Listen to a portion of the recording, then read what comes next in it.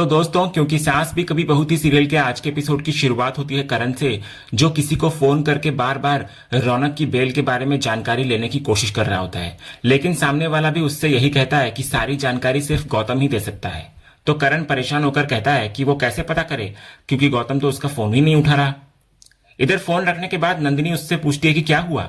तो करण झुंझलाकर कहता है कि जिससे भी पूछो सब लोग बस गौतम को फोन करने के लिए कह रहे हैं। तो नंदिनी भी बताती है कि वो काफी देर से गौतम को कॉल कर रही है, लेकिन वो उसका फोन भी नहीं उठा रहा। इसके बाद नंदिनी शोभा से कहती है कि शायद गौतम उसका फोन उठा ले, इसलिए वो एक बार कोशिश करे। लेकिन शोभा कहती है कि उसने भी कुछ देर पहले कॉल किया था, मगर गौतम ने उसका फोन भी रिसीव नहीं किया। तभी इधर करण बोलता है कि फिर एक बार कोशिश करनी चाहिए। आखिर गौतम एक लॉयर है और उसे समझना चाहिए कि इस समय रौनक के माता पिता किस हालत से गुजर रहे होंगे। कम से कम एक फोन करके इतना तो बता सकता है कि काम हुआ या नहीं, रौनक की बेल हुई या नहीं, और वो इस समय कहाँ है। नंदिनी फिर भी उसको समझाती है कि गौतम उनके ही काम से गया है, इसलिए थोड़ा धैर्य रखना चाहिए। तभी इतने में गौतम घर लौटता है। तो गौतम को अकेला देखकर नंदिनी घबराकर पूछती है कि रौनक कहाँ है। तो गौतम शांत आवाज में कहता है कि रौनक उसके साथ नहीं है। ये सुनते ही करण का गुस्सा फूट पड़ता है। वो गौतम से जोर से पूछता है कि उसका बेटा आखिर कहाँ है, और साफ साफ जवाब देने को कहता है। शोभा को पहले लगता है कि शायद गौतम मजाक कर रहा है। वो कहती है कि जरूर रौनक बाहर होगा और सबको सरप्राइज देने वाला होगा। लेकिन गौतम साफ कहता है कि वो इस तरह की बातों पर मजाक नहीं करता, उसने जो कहा है वही सच है। इतना सुनते ही नंदिनी रोने लग जाती है। उधर करण का गुस्सा 7वें आसमान पर पहुंच जाता है। वो नंदिनी से कहता है कि उसने ही गौतम पर भरोसा किया था और उसी की बात मानकर वो उसके पास गया था। उसे पहले से पता था कि गौतम कुछ नहीं करेगा। मौका मिलते ही उसने अपनी पुरानी दुश्मनी निकाल ली। करण लगातार गौतम को खरी खोटी सुनाता है। वो कहता है कि अगर उसे हेल्प नहीं करनी थी तो पहले ही मना कर देता। अब उसका बेटा 3 दिन तक जेल में रहेगा। फिर वो गौतम की तरफ देखकर कहता है कि वो प्रोफेशनलिज्म की बड़ी बड़ी बातें करता था, लेकिन उसका प्रोफेशनलिज्म आखिर कहाँ गया। नंदिनी भी इधर रोते हुए बोल पड़ती है कि उसने गौतम पर भरोसा करके बहुत बड़ी गलती कर दी।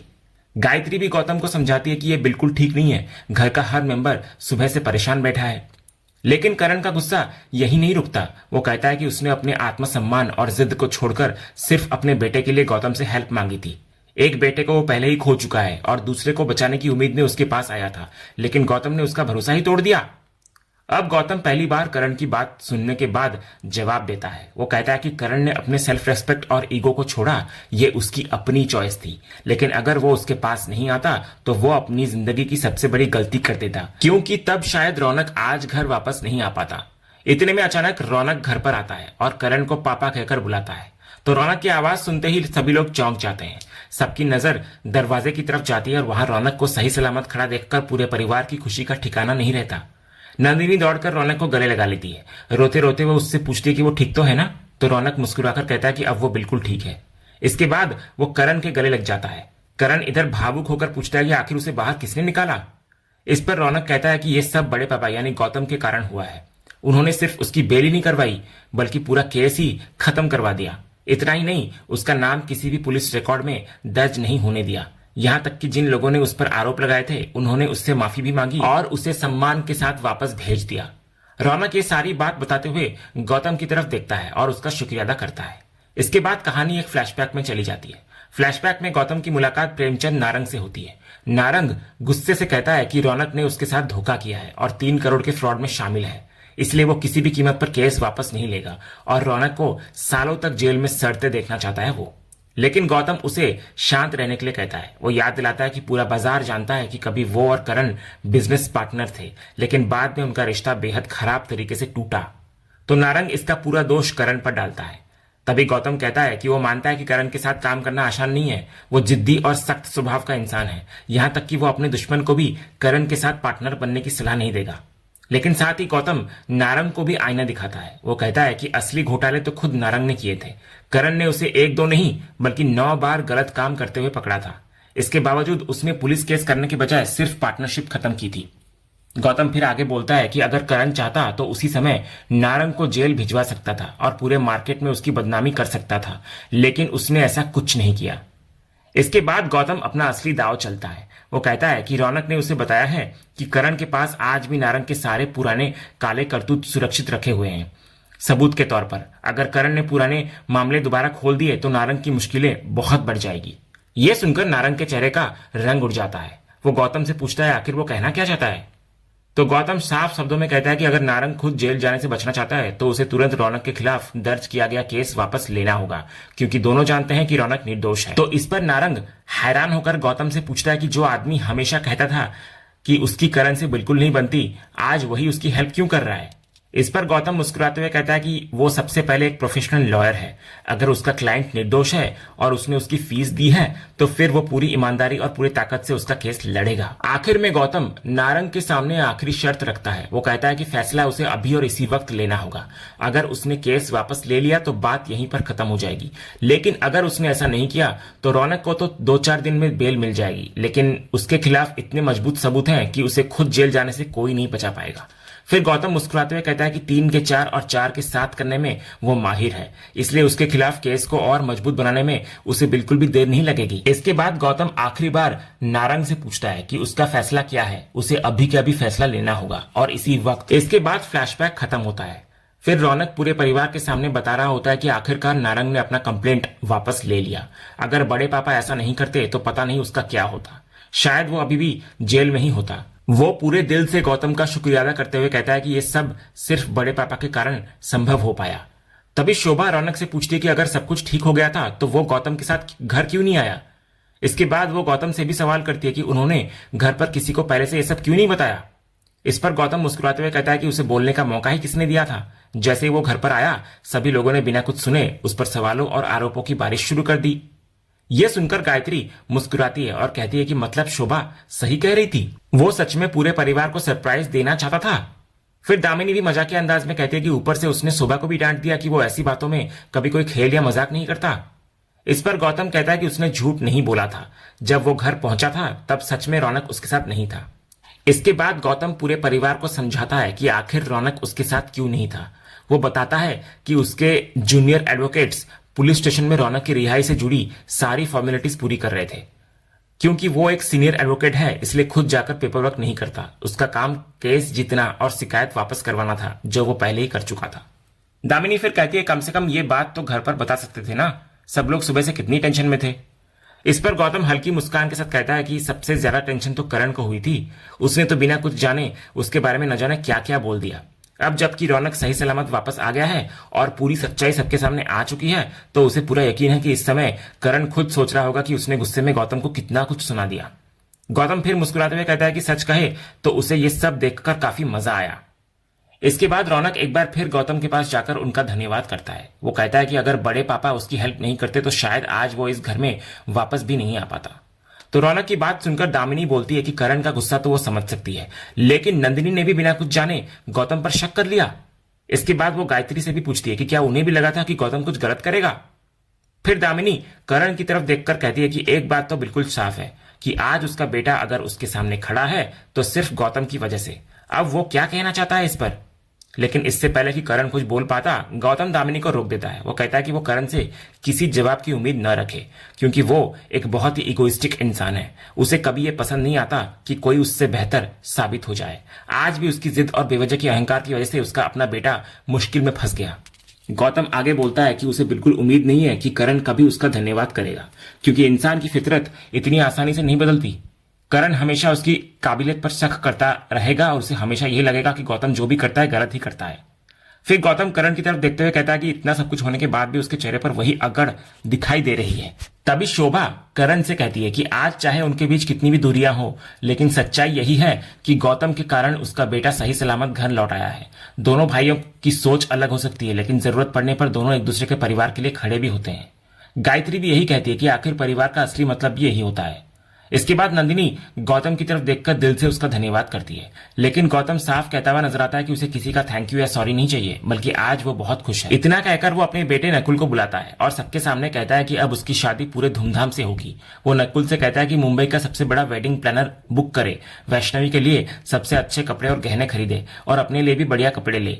इस शादी में किसी भी चीज की कोई कमी नहीं रहनी चाहिए। फिर गौतम ताना कसते हुए कहता है कि अब पैसों की भी कोई चिंता नहीं है, क्योंकि अब कोई और भी इस शादी में अपना योगदान दे रहा है। गौतम की यह बात सुनते ही करण का गुस्सा फिर से भड़क उठता है। वो पूरे परिवार से कहता है कि अब सबने गौतम का असली चेहरा देख लिया होगा। उसके लिए रिश्तों से ज्यादा सिर्फ पैसे मायने रखता है। भाई, परिवार और अपनेपन की उसके सामने कोई कीमत नहीं है। लेकिन नंदिनी करण को शांत करते हुए कहती है कि कम से कम एक बार गौतम को धन्यवाद कर देना चाहिए। इस पर करण गुस्से में कहता है कि वो आखिर किस बात का धन्यवाद करे। वो कहता है कि गौतम ने कोई एहसान नहीं किया, उसने अपनी प्रोफेशनल फीस ली और बदले में अपना काम किया, इसलिए ये कोई एहसान नहीं बल्कि एक सौदा था। बल्कि उसे तो करण का एहसान मानना चाहिए कि जितना पैसा वो शायद 10 साल में नहीं कमा पाता, उतना पैसा करण ने उसे एक ही दिन में दे दिया। तो करण की बात सुनने के बाद गौतम शांत होकर बोलता है कि ठीक है, वो मान लेता है कि उसने सिर्फ अपना काम किया, लेकिन एक बात सोचकर उसे बहुत खुशी हो रही है कि जिस शादी के करण सबसे ज्यादा खिलाफ था, वही शादी अब उसकी आंखों के सामने होने वाली है। इतना ही नहीं, वो खुद भी ना चाहते हुए उस शादी का खर्च उठाने वालों में शामिल हो चुका है। इसके बाद गौतम करण को एक मुफ्त की सलाह देता है। कहता है कि ध्यान रहे, एक भी चेक बाउंस नहीं होनी चाहिए, क्योंकि ये नॉन बेलेबल ऑफेंस है।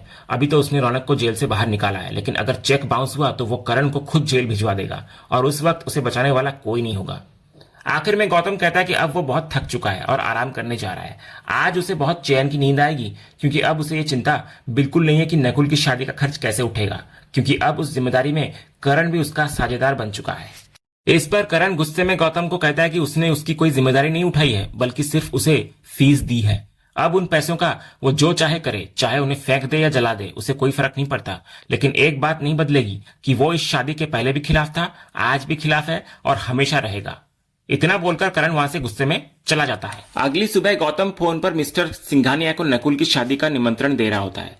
ये सब देखकर करण भड़क जाता है और पूछता है कि उसके बेटे की शादी है तो उसके यानी कि करण के दोस्तों को वो क्यों बुला रहा है। उसे लगता है कि गौतम जानबूझकर उसके दोस्तों को बुलाकर उसे नीचे दिखाना चाहता है, लेकिन गौतम साफ कहता है कि वे लोग करण की वजह से नहीं, बल्कि उसके प्रोफेशनल रिलेशनशिप की वजह से शादी में आएंगे।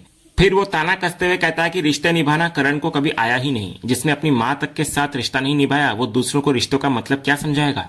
इसलिए उसे उसके बेटे की शादी में दखल देने की कोई जरूरत नहीं है। गौतम की बात सुनते ही करण फिर से गुस्से में आ जाता है। वो कहता है कि उसने फिर बीच में उसकी मां की बात क्यों छेड़ दी।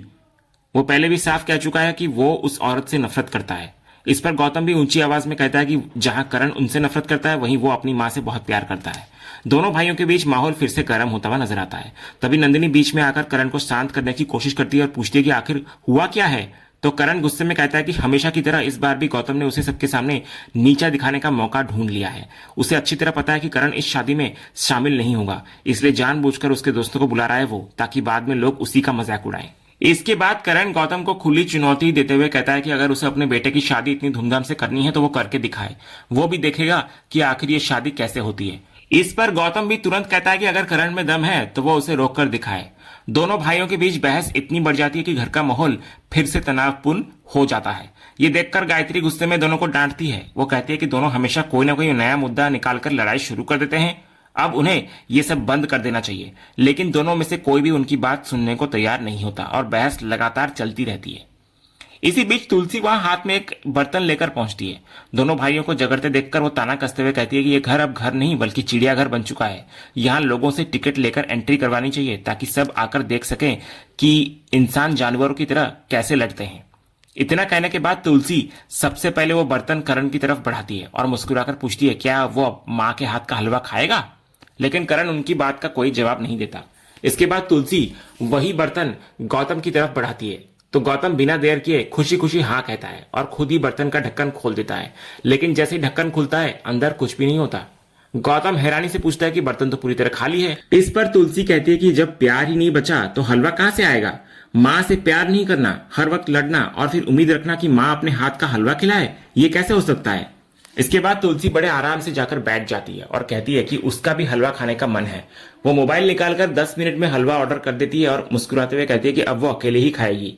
ये सुनकर करण ताना कसता है कि वो शुरू से ही सिर्फ अपने मतलब की रही है, हर वक्त अपने बारे में सोचती है। ये सुनकर तुलसी कहती है कि हाँ, अगर अपने बच्चों से प्यार करना, उन्हें पाल पोसकर बड़ा करना, आज भी उनके बच्चों की चिंता करना और पूरे परिवार का ख्याल रखने की कोशिश करना मतलबी होना है तो वो सच में मतलबी है।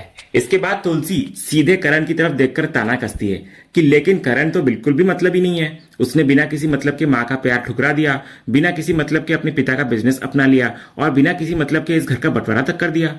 इतना बोलकर तुलसी हल्की सी मुस्कुराती है और कहती है कि कितनी अजीब बात है कि उनका अपना बेटा ही उन्हें मतलबी और यहाँ तक कि डायन भी कहता है, लेकिन फिर भी उसी बेटे को उम्मीद रहती है कि माँ उसके लिए हलवा बनाए। तुलसी आखिर में बोलती है कि जब सामने वाले की तरफ से प्यार बिल्कुल शून्य हो तो उसकी तरफ से भी अब वही मिलेगा। इसके बाद तुलसी शोभा को अपने पास बुलाती है। वो उसके कान में धीरे से कुछ कहती है। पूरी बात सुनने के बाद शोभा मुस्कुराकर ओके कहती है। फिर वो महाराज जी को अपने साथ आने के लिए कहती है और दोनों कुछ देर के लिए अंदर चले जाते हैं। फिर कुछ देर बाद शोभा महाराज जी और किचन के एक स्टाफ मेंबर के साथ वापस लौटती है। उसके हाथों में एक कुर्सी, एक छोटा सा स्टूल और कुछ सामान होता है। शोभा सबसे पहले तुलसी को पूछती है कि क्या कुर्सी बिल्कुल बीचों बीच रखी जाए। तो तुलसी जैसे ही हाँ कहती है, शोभा तुरंत ड्राइंग रूम के बिल्कुल सेंटर में बड़ी कुर्सी रखवा देती है। इसके बाद वो उसके ठीक सामने छोटा सा स्टूल भी रख देती है। सारी व्यवस्था पूरी होने के बाद वो मुस्कुराकर तुलसी को आवाज लगाती है और कहती है कि अब सब तैयार है, वो आकर बैठ जाए। तो तुलसी भी बड़े आराम से वहां जाती है और शाही अंदाज में उस कुर्सी पर बैठ जाती है। फिर सामने रखे स्टूल पर अपने दोनों पैर फैलाकर पूरी आरामदायक मुद्रा में बैठ जाती है। आराम से बैठने के बाद वो महाराज जी से कहती है कि अब से वो रोज सुबह की चाय यहीं बैठकर पिया करेगी। तुलसी का यह नया अंदाज देखकर पूरा परिवार हैरान नजर आता है। गौतम धीरे से कहता है कि आखिर उसकी मां को हो क्या गया है, लेकिन करण उसकी बात सुन लेता है और तुरंत ताना कसते हुए कहता है कि यही उनकी असली फितरत है। वो शुरू से ही ऐसी थी और यही कारण था कि वो कभी नहीं चाहता था कि वो दोबारा इस घर में आए। इस पर गौतम तुरंत करण को कहता है, उन्हें इस तरह बदलने वाला कोई और नहीं बल्कि खुद करण है। उसी ने उन्हें इतना दुख और अपमान दिया कि आज उन्हें ऐसा बनना पड़ा। ये सुनते ही करण का गुस्सा फिर भड़क उठता है। वो चिल्लाकर बोलता है कि हाँ, सब कुछ उसी की गलती है, जैसे उसी ने तुलसी के हाथ में बंदूक पकड़ाई थी और कहा था कि जाओ उसके बेटे को गोली मार दो। करण की ये बात सुनकर गौतम भी अपना आपा खो बैठता है। वो ऊंची आवाज में कहता है कि करण हर बार वही पुरानी बात क्यों लेकर बैठ जाता है। लेकिन करण भी तुरंत कहता है कि वो उस बात को कैसे भूल जाए, आखिर उसने अपना जवान बेटा खोया है और उस दर्द को वो कभी नहीं भूल सकता। इसी बीच तुलसी अपने कानों में ईयरफोन्स लगा लेती है और मुस्कुराकर शोभा से पूछती है कि क्या दोनों फिर से उन्हीं की बात कर रहे हैं। फिर वो मजाक में कहती है कि अच्छा हुआ उसे कुछ सुना नहीं दे रहा है, वरना इतना शोर सुनकर उसके सिर में दर्द हो जाता। उसकी ये बात सुनकर शोभा और गायत्री दोनों हंस पड़ती हैं, लेकिन करण को ये बिल्कुल पसंद नहीं आता। वो शोभा को डांटता है। तभी गौतम बीच में आकर करण को चेतावनी देता है कि वो उसकी बहन से इस लहजे में बात न करे। हालांकि शोभा तुरंत दोनों को शांत करते हुए कहती है कि वो सिर्फ गौतम की ही नहीं बल्कि करण की भी बहन है।